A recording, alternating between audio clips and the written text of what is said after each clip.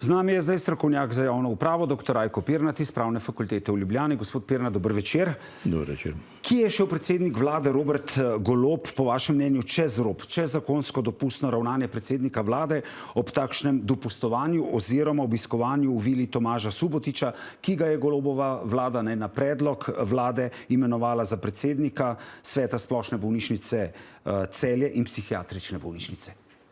Glejte, zdaj tu sta dve vprašanje. Eno je prejemanje daril, ki je samostojna kršitev zakona o integriteti in preprečevanju korupcije, drugo pa je nasprotje interesov, ki se očita tukaj. Zdaj, gotovo je prišlo do nedovoljenega darila. To, kar je predsednik vlade in njegova partnerka, kar sta prejela s tem, da sta bivala v njegovi vili, je neka vrednost in ta vrednost je darilo. Tako da jaz mislim, da gre nedvomno za darilo, ki je verjetno kar precej vredno glede na večje število teh obiskov. Tako darilo ni dovoljeno, še zlasti, ker vzbuja vtis, da je s tem njegova neodvisnost pri opravljanju funkcije lahko kršena. Gre za, kot že rečeno, veliko vrednost in vrednost, ki jo je dobil od nekega relativno velikega industrialca. Ampak kaj pa pravite na argument podpredsednika vlade Mateja Arčona, da Tomaž Subotič vile ni oddajal, hiše ni oddajal v komercialne namene, tu ne gre za nobeno korist, ne z ene, ne z druge strani? Torej, to, da ni oddajal v komercialne namene, ne bistveno, to je še zvedno vrednost, ki jo je prejel. Trditve, da je šlo samo za neko osebno prijateljsko razmerje med predsednikom vlade in gospodom Subotičem, bi pa bilo treba mnogo bolj izkazati, ali sta že pred tem, pred volitvami prijateljevala, ali sta imela itak tesne povezave že pred tem, ali gre res za prijateljsko razmerje. Spoznala naj bi se pred volitvami? Ja, to očitno kaže, da je to zvezano z njegovo funkcijo. Tako da jaz mislim, da ni mogoče sprejeti tega argumenta, da ne gre za darilo, ki bi bilo zvezano z opravljanjem funkcije predsednika vlade, tako da bo pa to itak obravnavala Komisija za preprečevanje korupcije. Ampak zdaj zagovorniki predsednika vlade, Roberta Goloba, pravijo tudi, češ vsak kdaj prespi pri prijatelju.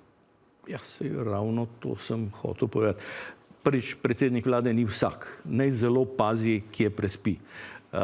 In drugo pa seveda je, ali sta bila res prej prijatelja, torej gre za neko njuno tesno razmerje, pa še v tem primeru, a veste, koliko prijateljev imaš, ko si na funkciji? Še jaz, ki nisem bil na ne vem kakšni funkciji, sem takrat nenadoma imel mnogo prijateljev.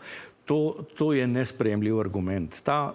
To darilo je bilo gotovo dano v povezavi s funkcijo in jaz mislim, da se moramo nehati sprenevedati, ker to je pa že malo preveč. Ampak zakaj je pomembno, da predsednik vlade pazi, kje prespi? Pomembno je zlasti zato, da ustvarja videz neodvisnosti, da ustvarja videz, da ne pridobiva nekih neupravičenih koristi, ker seveda ni zastonj kosila. Vsaka korist seboj potegne nek dolg. In to je tisto, celo če ni zares nobene koristi dal Subotiču, pa dobro, ta imenovanja, ker itak niso ne vem kaj. Ampak problem je ustvarjanje videza, da predsednik vlade ne deluje skladno z zakonom o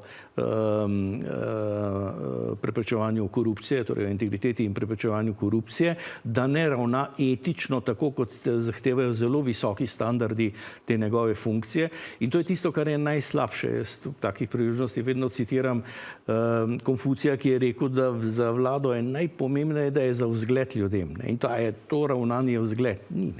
In to je tisto, kar je kar mene zadeva največji problem tukaj.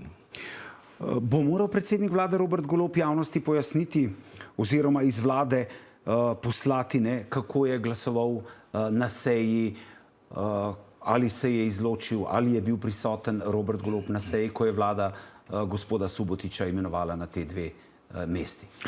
No, jaz mislim, da to je podatek, ki je informacija javnega značaja. Jaz tudi ne vem, zakaj bi bila kakorkoli zadržana, gotovo pa bo moral posredovati Komisiji za preprečevanje korupcije.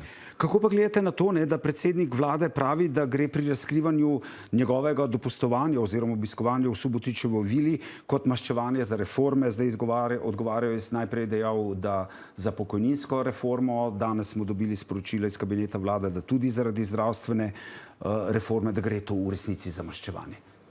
No, tu gre za klasičen primer zamenjave vzroka in posledice. Zdaj, vzrok je njegovo ravnanje v zvezi z pridobitvijo te ugodnosti, te koristi, torej prejemom darila, in to je vzrok za to, da ga mediji zdaj napadajo.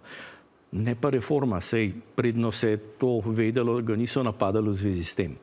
Tako da, glejte, če bi ravnal etično skladno z zakonom o integriteti in preprečevanju korupcije, bi ga napadali na drugačen način, seveda politično. Tako pa jasno, gotovo bodo njegovi politični nasprotniki izkoristili tudi to napako. Gospod Pirnat, za take stvari ni treba odstopiti, ne pravijo zdaj v Levici, v Gibanju Svoboda pravijo, zaradi teh dopustovanj oziroma obiskov pri Subotiču v vili predsedniku vlade ni ogrožena integriteta. V SD-ju so zaenkrat tiho. Kaj vi menite? Jaz mislim, da je breme tega ravnanja večje, kot si morda predstavljajo. Najprej se moramo spomniti, da sta kar dva kmetijska ministra odstopila za mnogo manjši znesek neke ugodnosti, ki sta jo prejela. Tako da to na vsak način ni malenkost. To je stvar, ki jo je treba obravnavati, ki jo je treba jasno in javno pojasniti. In potem seveda jaz mislim, da mora pač predsednik vlade prevzeti odgovornost za to. In odstopiti, če se to izkaže. Najlepša hvala, da ste bili naš gost. Hvala za povabilo.